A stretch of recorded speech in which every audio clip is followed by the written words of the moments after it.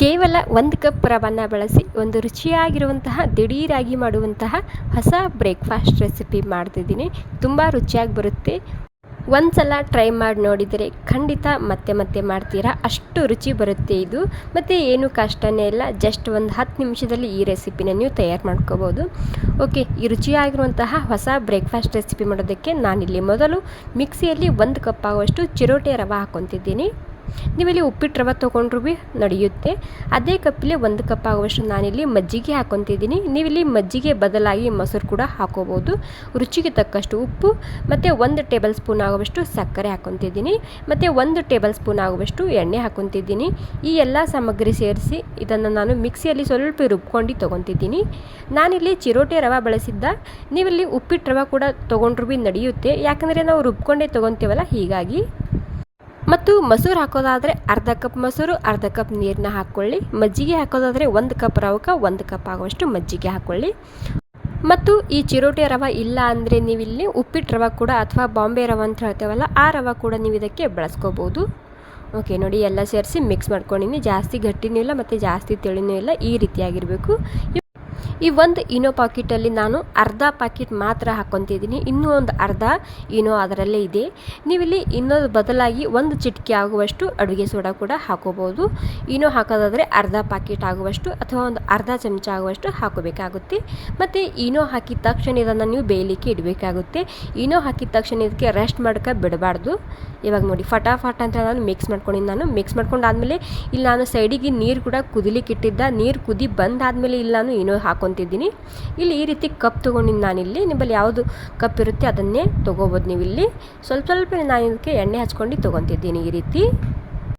ಮತ್ತು ಈ breakfast recipe ತುಂಬ ರುಚಿಯಾಗಿ ಬರುತ್ತೆ. ಸೊ ಒಂದು ಸ್ವಲ್ಪ ಖಂಡಿತ ಟ್ರೈ ಮಾಡಿ ನೋಡಿ. ಟ್ರೈ ಮಾಡಿದ ಮೇಲೆ ಮತ್ತೆ ಬಂದು ನನಗೆ ಕಾಮೆಂಟ್ ಮಾಡಿ ತಿಳಿಸ್ಬೇಕು ಹೇಗೆ ಬಂದಿದೆ ಅಂತೇಳಿ ಹೇಳಬೇಕು ನನಗೆ. ಓಕೆ ನೋಡಿ, ಇವಾಗ ಈ ಚಮಚಲಿಂದ ನಾನು 1 ಚಮಚ ಆಗುವಷ್ಟು ಹಿಟ್ಟನ್ನ ಹಾಕ್ಕೊತಿದ್ದೀನಿ. ಜಾಸ್ತಿ ಹಿಟ್ಟು ಹಾಕಬಾರ್ದು, ಯಾಕಂದರೆ ಇದು ಉಬ್ಬುತ್ತೆ ಹಬೆಯಲ್ಲಿ ನಾವು ಬೇಯಲಿಕ್ಕೆ ಇಟ್ಟಾಗ. ನೋಡಿ, ಇಲ್ಲಿ ನೀರು ಕೂಡ ಕುದಿ ಬಂದಿದೆ. ಮೊದಲೇ ನಾನು ನೀರು ಕುದಿಲಿಕ್ಕೆ ಇಟ್ಟಿದ್ದ, ಇನ್ನೂ ಹಾಕೋಕ್ಕಿಂತ ಮೊದಲೇ.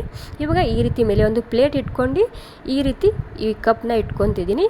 ಇವಾಗ ಮೀಡಿಯಮ್ ಗ್ಯಾಸ್ನಲ್ಲಿ ಇದನ್ನು ನಾನು ಒಂದು 10 ನಿಮಿಷ ಆಗೋ ತನಕ ಹಬೆಯಲ್ಲಿ ಬೇಯಿಸ್ಕೊಂಡು ತೊಗೊತಿದ್ದೀನಿ. ಇಡ್ಲಿ ಯಾವ ರೀತಿ ಬೇಯಿಸ್ಕೊತೀವಲ್ಲ ಆ ರೀತಿ. ಓಕೆ ನೋಡಿ, ಒಂದು 10 ನಿಮಿಷ ಆಗಿದೆ. ಇವಾಗ ಇದನ್ನು ನಾನು ಕೆಳಗಡೆ ಎತ್ತಿಟ್ಕೊತಿದ್ದೀನಿ. ಓಕೆ ನೋಡಿ, ಇವಾಗ ಒಂದು ಸ್ವಲ್ಪ ನಾನಿಲ್ಲಿ ಖಾರ ಉದುರಿಸ್ತಿದ್ದೀನಿ, ರೆಡ್ ಖಾರದ ಪುಡಿ. ನಿಮಗೆ ಇಷ್ಟ ಇಲ್ಲ ಅಂದರೆ ಸ್ಕಿಪ್ ಕೂಡ ಮಾಡ್ಕೋಬೋದು. ಬಿಸಿಯಾಗಿರುವಾಗಲೇ ಈ ರೆಡ್ ಖಾರದ ಪುಡಿ ಉದುರಿಸ್ಬೇಕಾಗುತ್ತೆ. ನಿಮಗೆ ಇಲ್ಲಿ ಎಷ್ಟು ಬೇಕಷ್ಟು ನೀವು ಖಾರನ ಉದುರಿಸ್ಕೋಬೋದು, ಅಥವಾ ಇಷ್ಟ ಇಲ್ಲ ಅಂದರೆ ಸ್ಕಿಪ್ ಕೂಡ ಮಾಡ್ಕೋಬೋದು. ಇವಾಗ ಇದಕ್ಕೆ ಎಲ್ಲದಕ್ಕೂ ಖಾರ ಹಾಕಿ ನಾನು ಜಸ್ಟ್ ಒಂದು 5 ನಿಮಿಷ ಇದಕ್ಕೆ ರೆಸ್ಟ್ ಮಾಡೋಕ್ಕೆ ಬಿಡ್ತೀನಿ. ಬಿಸಿಯಾಗಿದೆ. ಓಕೆ, ಇವಾಗ ಸ್ವಲ್ಪ ತಣ್ಣಗಾಗಿದೆ. ಒಂದು 5 ನಿಮಿಷ ಆಗೋ ತನಕ ನಾನು ಬಿಟ್ಟಿದ್ದೆ. ಬಿಸಿ ಇರುವಾಗ ತೊಕ್ಕೋಬಾರ್ದು, ಸ್ವಲ್ಪ ತಣ್ಣಗೆ ಮಾಡ್ಕೊಂಡು ತೊಗೊಳ್ಳಿ, ಸರಿಯಾಗಿ ಬರುತ್ತೆ ಅದು. ವಾವ್ ನೋಡಿ, ಎಷ್ಟು ಸೂಪರಾಗಿ ಬಂದಿದೆ ನೋಡಿ. ತುಂಬಾ ಸಾಫ್ಟಾಗಿ ಬರುತ್ತೆ. ಒಂಚೂರು ಕೂಡ ಅದು ಕಪ್ಪಿಗೆ ಅಂಟ್ಕೊಂಡಿಲ್ಲ, ಅಷ್ಟು ಸರಿಯಾಗಿ ಬಂದಿದೆ ಇದು. ನೋಡಿ, ಇದು ಕೂಡ ಅಷ್ಟೇ ಎಷ್ಟು ಸುಲಭವಾಗಿ ಬರ್ತಿದೆ ಅಲ್ವಾ. ಸ್ವಲ್ಪ ತಣ್ಣು ಮಾಡ್ಕೊಂಡು ತೊಗೊಳ್ಳಿ, ತುಂಬಾ ಸರಿಯಾಗಿ ಬರುತ್ತೆ ಅದು. ಓಕೆ, ಇವಾಗ ನೀವು ಹಾಗೇ ಇದನ್ನು ತಿನ್ಬೋದು ಕಾಯಿ ಚಟ್ನಿ ಜೊತೆಗೆ, ಅಥವಾ ನಿಮಗೆ ಇಷ್ಟವಾದಂತಹ ಚಟ್ನಿ ಜೊತೆಗೆ.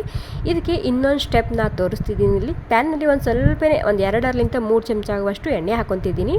ಜಾಸ್ತಿ ಎಣ್ಣೆ ಹಾಕಬೇಕಂತೇನಿಲ್ಲ, ಜಸ್ಟ್ ಒಂದು 2 ಚಮಚ ಆಗುವಷ್ಟು ಎಣ್ಣೆ ಹಾಕಿದರೆ ಸಾಕಾಗುತ್ತೆ.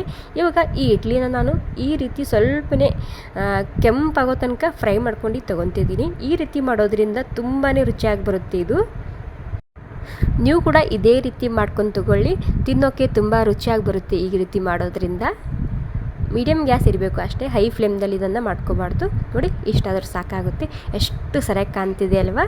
ಎರಡೂ ಕಡೆಗೆ ಸ್ವಲ್ಪನೇ ಕೆಂಪಾಗಿದೆ, ಮೇಲಿನ ಲೇಯರ ತುಂಬಾ ಕ್ರಿಸ್ಪಿ ಬರುತ್ತೆ ಈ ರೀತಿ ಮಾಡೋದ್ರಿಂದ.